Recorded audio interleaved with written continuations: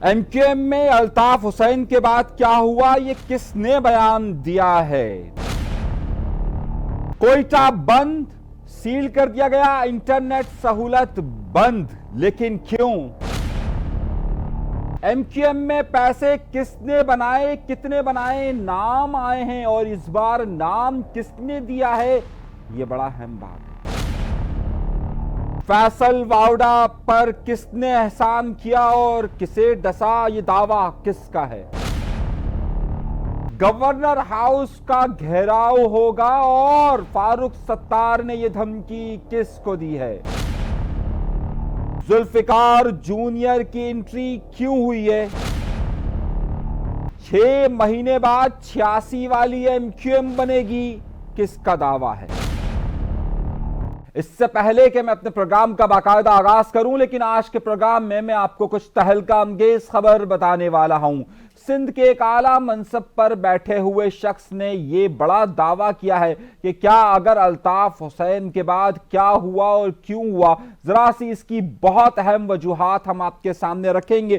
دوسری اہم بات یہ ہے کہ ایم کیو ایم میں پیسہ کس نے بنایا اور اس میں ڈاکٹر عشرت العباد کا نام کس نے لیا، کیوں لیا، کس لیے لیا، ساری وجوہات آپ کے سامنے رکھیں گے۔ کوئٹہ کو مکمل طور پر آج بند کیوں کیا گیا، انٹرنیٹ سروس کس لیے بند ہے، بلوچستان میں لاوا مزید کیوں ابل رہا ہے، اسے کس طریقے سے ختم کیا جائے گا، اور 4 تاریخ کے بڑے مارچ، پاکستان پیپلز پارٹی کے بڑے مارچ سے پہلے آج کراچی میں ذوالفقار جونیئر کی انٹری کس طرح سے ہوئی ہے، آج ذوالفقار جونیئر نے پہلا خطاب کہاں، کس لیے، کس وجہ سے کیا ہے، یہ ساری باتیں، اور اس سے بھی بڑھ کر یہ کہ ڈاکٹر فاروق ستار نے دھرنے کی دھمکی کیوں دی ہے، اور گورنر ہاؤس کا گھیراؤ کرنے کا اعلان کس کی طرف سے آیا ہے، یہ ساری اہم باتیں آج کے پروگرام میں شامل ہوگی۔ لیکن ان سب سے پہلے ہمیشہ کی طرح آپ سے درخواست کرتا ہوں، ڈریے مت، جھجکیے مت، اور چینل سبسکرائب ضرور کیجئے،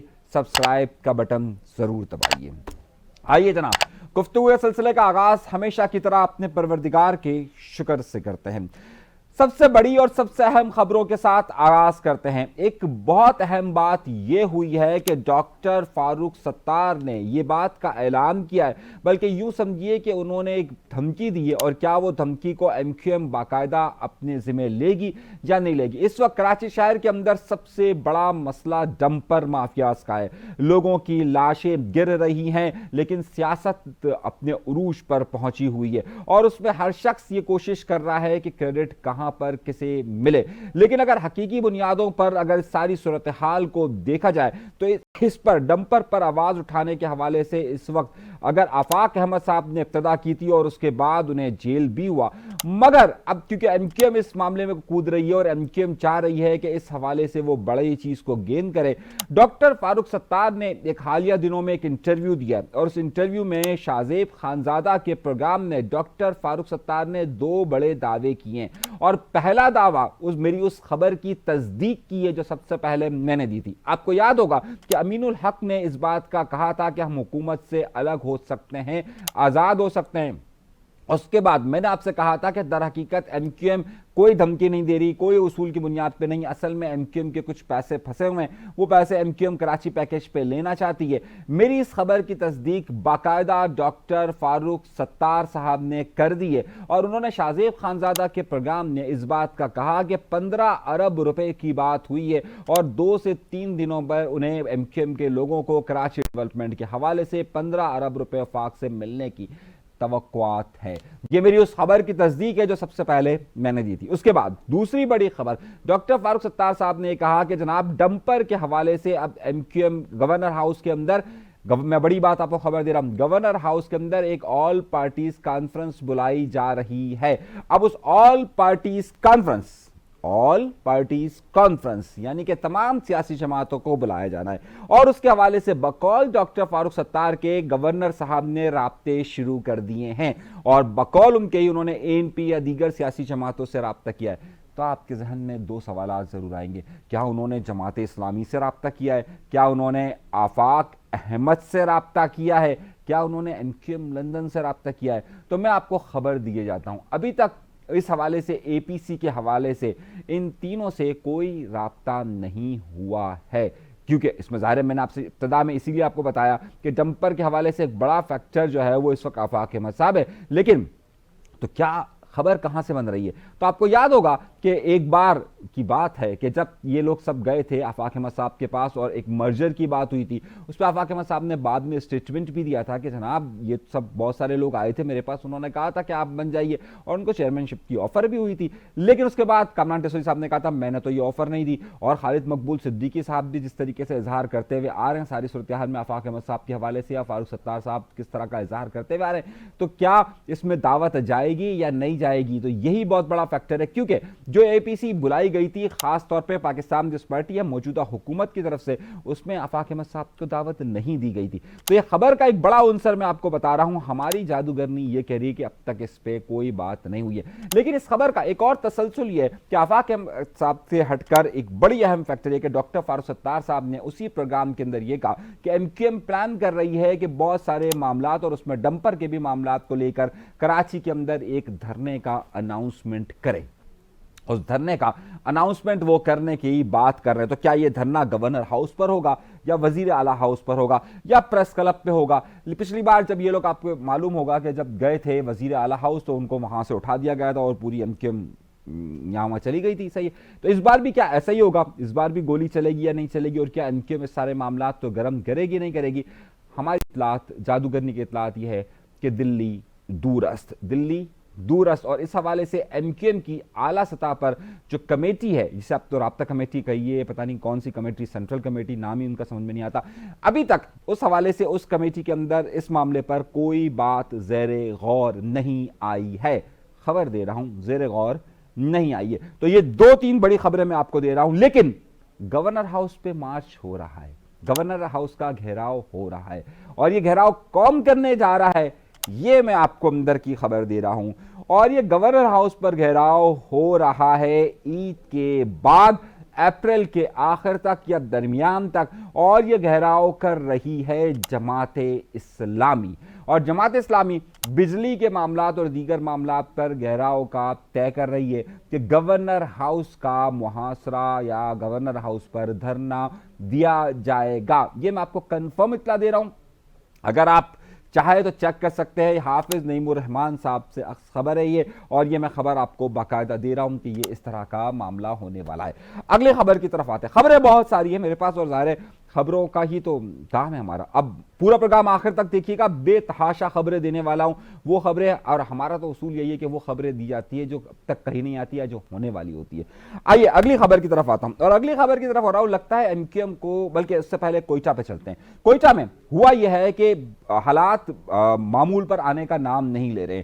جہاں پر جعفر ایکسپریس کا واقعہ ہوا تھا، اس کے بعد مسلسل تواتر کے ساتھ وہاں پر لاشوں کا معاملہ ہوا، لاشوں کے بعد وہاں دھرنے کا معاملہ ہوا، دھرنے کے بعد ماہرنگ بلوچ کی گرفتاری کا معاملہ ہوا، پھر سیمی دین محمد بلوچ کی کراچی میں گرفتاری کا معاملہ ہوا، پھر اس کے بعد وہاں پر بلاسٹ ہوا ہے، اور جو بلاسٹ ہوا ہے اس کی فوٹیجز بھی سامنے آ رہی ہے کہ وہ بلاسٹ ہوا اور وہاں پر خاص طور پر ایک پولیس افسر کو نشانہ بنانے کی کوشش کی گئی. اس کے بعد ہوا یہ تھا کہ اختر مینگل صاحب نے باقاعدہ ایک لانگ مارچ کا اعلان کیا، اور لانگ مارچ انہوں نے اپنے مین آبائی علاقے وڈ سے کوئٹہ تک کا لانگ مارچ کا اناؤنسمنٹ کیا. اختر مینگل صاحب ایک بڑا نام رکھتے ہیں، بڑی حیثیت رکھتے ہیں، ظاہر سی بات ہے کہ 28 تاریخ کا انہوں نے اناؤنسمنٹ کیا تھا، اور اب وہاں پر اس حوالے سے شدید تناؤ کی کیفیت آج پورے دن رہی ہے. پورے دن کوئٹہ کو مکمل طور پر سیل کر دیا گیا، بالکل اسی طریقے سے سیل تھا جس طریقے سے آج کراچی کے اندر ایم اے جناح روڈ سیل تھا. لیکن بالکل کوئٹہ سیل ہے. وہاں پر انٹرنیٹ سروس، جب میں گفتگو کر رہا ہوں اس وقت تک میری اطلاعات کے مطابق انٹرنیٹ سروس بند ہے، اور وہاں سے جو اطلاعات آ رہی ہیں یہ لانگ مارچ اب کوئٹہ کی طرف بڑھ رہا تھا جب میں پروگرام ریکارڈ کر رہا ہوں. اس کے بعد کی صورتحال کیا ہوتی ہے ظاہر ہے وہ اگلے پروگرام میں آپ کو بتاؤں گا کہ وہاں ہوا کیا، کس طرح کے معاملات ہوئے. لیکن ابھی تک کی جو اطلاعات ہیں کہ اس حوالے سے سخت سیکیورٹی پائی جا رہی ہے. جعفر ایکسپریس جس پر حملہ ہوا تھا وہ آج کوئٹہ سے پشاور کے لیے نکل چکی ہے، سخت سیکیورٹی کے اندر اسے نکالا گیا ہے، اور وہ اپنی منزل تک پہنچنے والی ہوگی. جب تک میں پروگرام ریکارڈ کر رہا ہوں تب تک کی اطلاعات ہے. تو یہ باتیں بلوچستان کے حوالے سے. اگلی خبر کی طرف چلتے ہیں، اور اگلی خبر یہ ہے کہ جناب کچھ لوگوں کو کے نام بتائے گئے، اور وہ نام کس نے بتائے؟ وہ نام بتائے ہیں کامران ٹیسوری صاحب نے. اور کامران ٹیسوری صاحب سے ایک انٹرویو ہوا ارشاد بھٹی صاحب کا. آج کل ارشاد بھٹی صاحب بہت سرگرم ہے، تو ارشاد بھٹی صاحب وہاں پر گئے اور وہ انہوں نے انٹرویو جو کیا اس میں ایک سوال یہ پوچھا گیا کہ یہ بتائیے کہ بھائی ایم کیو ایم کا آپ بات کرتے ہیں لیکن ایم کیو ایم میں تو بہت سارے لوگوں نے دولت بنائی ہے، تو انہوں نے کہا آپ نام لیجئے کس کس نے بنائی ہے. تو اب نام لینے کے لیے ارشاد بھٹی کہتے ہیں کسے؟ کامران ٹیسوری کو، گورنر کو.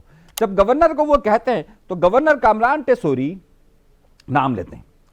اب کس کا نام لیتے ہیں؟ بابر غوری کا، کہ ہاں انہوں نے پیسے بنائے. دوسرا نام کس کا لیتے ہیں؟ دوسرے نام سے بھی چونکا دینے والی تیسرا نام ہے، اس پر بھی بات کروں گا، لیکن دوسرا نام وہ کس کا لیتے ہیں؟ دوسرا نام وہ لیتے ہیں عشرت العباد کا. وہ کہتے ہیں کہ اگر دولت بنائی تو بابر غوری نے بنائی، عشرت العباد نے دولت بنائی. کس نے بنائی؟ بابر غوری نے، عشرت العباد نے. اچھا اب آپ کہہ رہے ہوں گے میں نے تیسرے نام کا کہا. تیسرا نام ان سے پوچھا جاتا ہے، کیا ارشاد بھٹی خود کہتے ہیں مصطفیٰ کمال نے بنائی. مصطفیٰ کمال نے بھی بنائی. وہ دو بار ریپیٹ کرتے ہیں، تیسری بار بھی ریپیٹ کرتے ہیں، لیکن کامران ٹیسوری صاحب اس بات کا جواب نہیں دیتے. یہ کہہ دیتے نہیں جی انہوں نے نہیں بنائی ہے، صحیح ہے. وہ اس بات کو ڈینائی کرتے، لیکن انہوں نے کس بات کا اقرار کیا؟ یہ بڑی اہم بات ہے. ان سے پوچھا یہ گیا، اب انہوں نے ایک بہت بڑا دعویٰ کیا ہے اور اس دعوے کو اب کون سچ ثابت کرتا ہے یہ بہت بڑی بات ہوگی. انہوں نے دعویٰ یہ کیا ہے کہ فیصل واؤڈا کو یہ پوچھا گیا کہ فیصل واؤڈا، ارشاد بھٹی نے پوچھا کہ فیصل واؤڈا نے کہا تھا کہ گورنر جو ہے وہ نوٹ بھی بنا رہا ہے، وہ بھی جانے والا ہے، تو انہوں نے کس پر کہا تھا؟ تو کامران ٹیسوری کہتے ہیں انہوں نے مجھ پر کہا تھا. انہوں نے مجھ پر کہا تھا. اور پھر انہوں نے ان کو ایک احسان یاد دلایا. انہوں نے کہا کہ یہ جو 16 ووٹ ان کو ایم کیو ایم کے پڑے اور جس کی بنیاد پر وہ سینیٹر بنے وہ میں نے دلوائے. اچھا اب اس بات کو کوئی مان نہیں سکتا، صحیح ہے. اب ظاہر کامران خان ٹیسوری کے کہنے پر اگر وہ ووٹ دے دیتے تو پھر کیا بات تھی. اب یہاں پر ایک دو تین نئی باتیں آئی ہیں سامنے، اور وہ بہت نئی باتیں سامنے آئی ہیں، اس کو ذرا سا غور سمجھے گا. کامران ٹیسوری صاحب جس بات کا دعویٰ کرتے ہیں کہ خالد مقبول صدیقی صاحب نے ایم کیو ایم نے نسرین جلیل صاحبہ کا نام دیا تھا، وہ نام گورنرشپ کے لیے ریجیکٹ ہو گیا. اس کے بعد ہوا یہ، اس کے بعد کی کہانی آپ سنیے گا. اس کے بعد ہوا یہ کہ انہوں نے بہت سارے نام دیے، اس میں عامر خان، وسیم اختر کا نام بھی شامل تھے، بقول ان کے ایک دو کے نام شامل تھے، ان کے نام بھی ریجیکٹ ہو گئے. اور اسی دوران کامران ٹیسوری کی انٹری ہوتی ہے، انٹری ہو کر وہ ڈائریکٹ آتے ہیں، میٹنگ کرتے ہیں، اور پھر ان کا نام خالد مقبول صدیقی صاحب، بڑی بات میں بتا رہا ہوں آپ کو، خالد مقبول صدیقی صاحب شہباز شریف کے پاس جاتے ہیں اور کہتے ہیں کہ شہباز شریف صاحب ہمارے پاس یہ 3 نام ہیں، آپ ان تینوں میں سے کسی ایک کو بنا دیجیے. اب وہ 3 نام میں کون کون سے ہوتے ہیں؟ بقول جو اشارہ دیا گیا ہے وسیم اختر اور عامر خان وغیرہ ان سب کے بھی نام ہوتے ہیں. تو شہباز شریف پوچھتے ہیں خالد مقبول صدیقی سے آپ کس کو بنانا چاہتے ہیں گورنر؟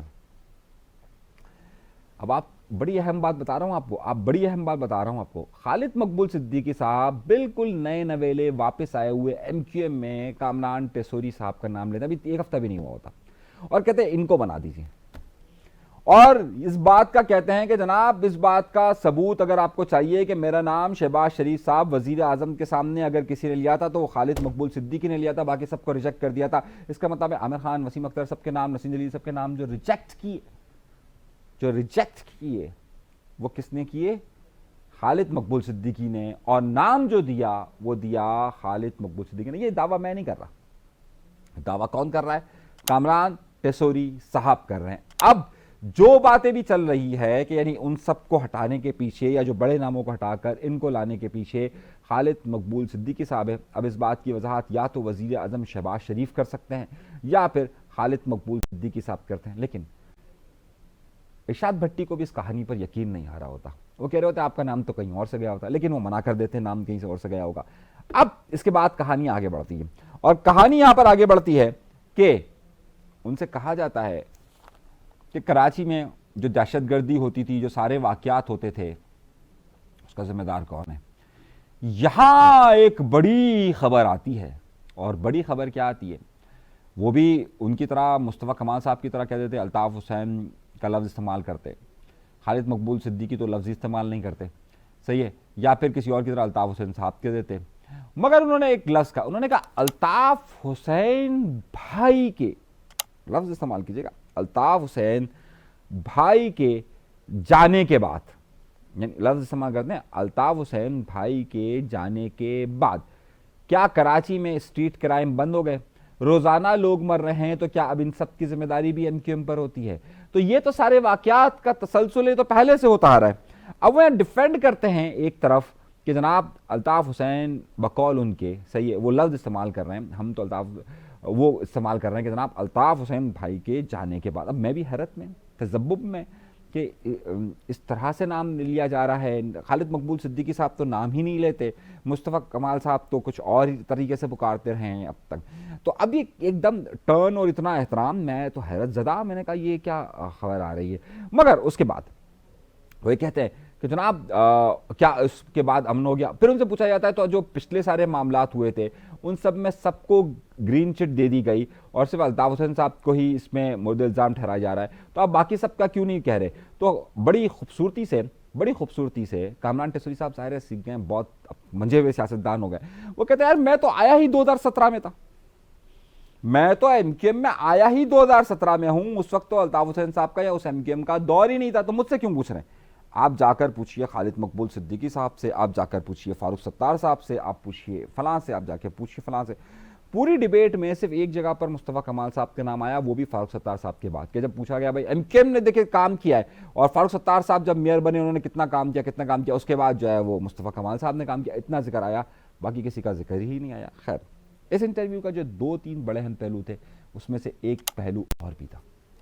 آج کل آفاق احمد صاحب ہوں یا دیگر لوگوں 1986 کی ایم کیو ایم کا بڑا ذکر کیا جا رہا ہے.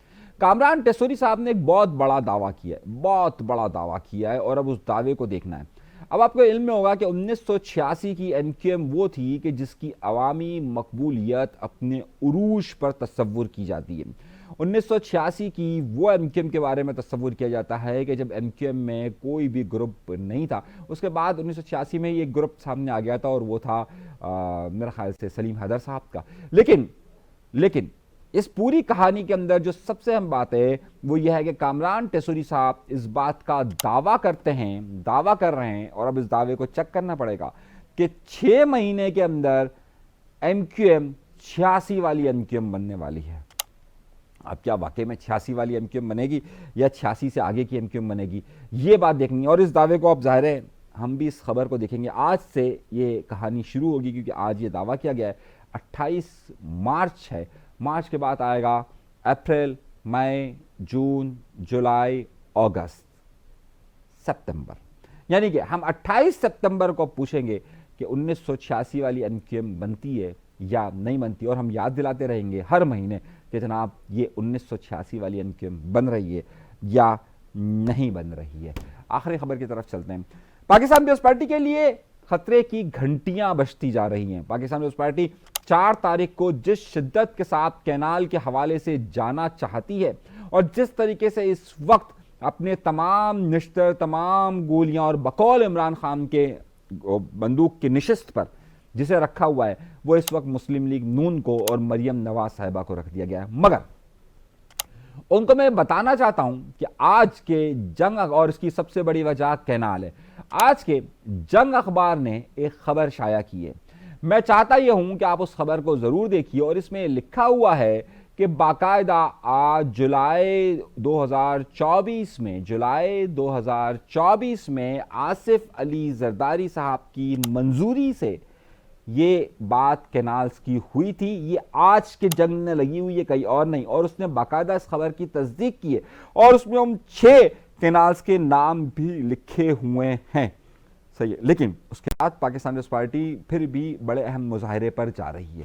اب اس اہم مظاہروں پر جب جا رہی ہے تو میں نے کل آپ کو بتایا تھا کہ جس طریقے سے قوم پرست جماعتیں ان کا راستہ روکنا چاہ رہی ہے, بالکل اسی طریقے سے ذوالفقار جونیئر, یعنی کہ ذوالفقار علی بھٹو کا سگا پوتا, میں سگا پوتا اس لیے لفظ استعمال کر رہا ہوں, بلاول زرداری صاحب ہیں, بلاول بھٹو زرداری صاحب نہیں, لیکن جو اصل معاملہ ہے انہوں نے کافی انٹری دی ہوئی ہے. اب جو انٹری دی ہوئی ہے اس حوالے سے ایک بڑا معاملہ آج ہوا ہے کہ آج کراچی میں انہوں نے خطاب کیا.